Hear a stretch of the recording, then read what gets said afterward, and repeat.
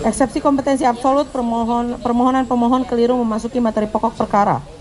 Bahwa berdasarkan pasal 2 ayat 2 Peraturan Mahkamah Agung nomor 4 tahun 2016 tentang penyelenggaraan sidang pra-peradilan secara tegas menyatakan pemeriksaan pra-peradilan hanya menilai aspek formil dan tidak memasuki pemeriksaan materi pokok perkara.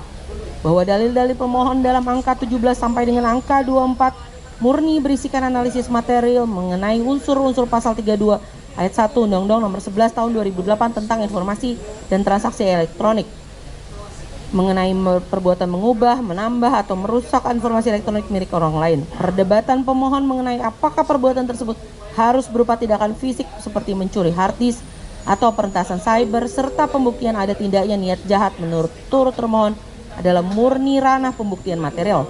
Bahwa turut termohon menegaskan bahwa berdasarkan pasal 2 ayat 2 Peraturan Mahkamah Agung nomor 4 tahun 2012, pemeriksaan pra-peradilan hanya menilai aspek formil, yaitu pemenuhan aspek formalitas administratif dan kuantitas alat bukti, serta secara tegas dilarang memasuki pemeriksaan materi pokok perkara.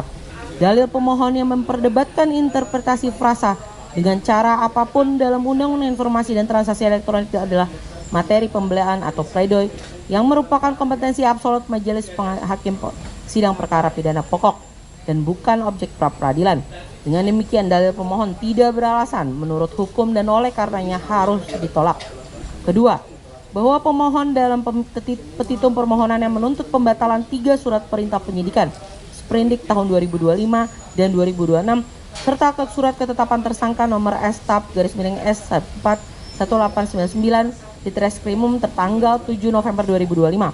Secara hukum administrasi yudisial, seluruh dokumen tersebut diterbitkan secara mandiri dan atributif oleh penyidik atau dalam kurung termohon, dan penuntut umum sebagai turut termohon ditarik sebagai pihak murni atas dasar doktrin pluralitas konsorsium atau kelayakan pihak.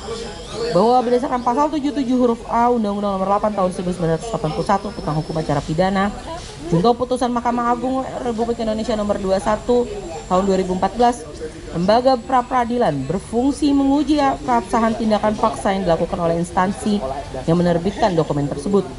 Seluruh dokumen sprindik dan penetapan tersangka yang disengketakan secara nyata diterbitkan secara atributif oleh penyidik atau termohon. Bahwa turut termohon tidak memiliki hubungan kausalitas terhadap penerbitan objek sengketa karena mempunyai tugas dan fungsi masing-masing.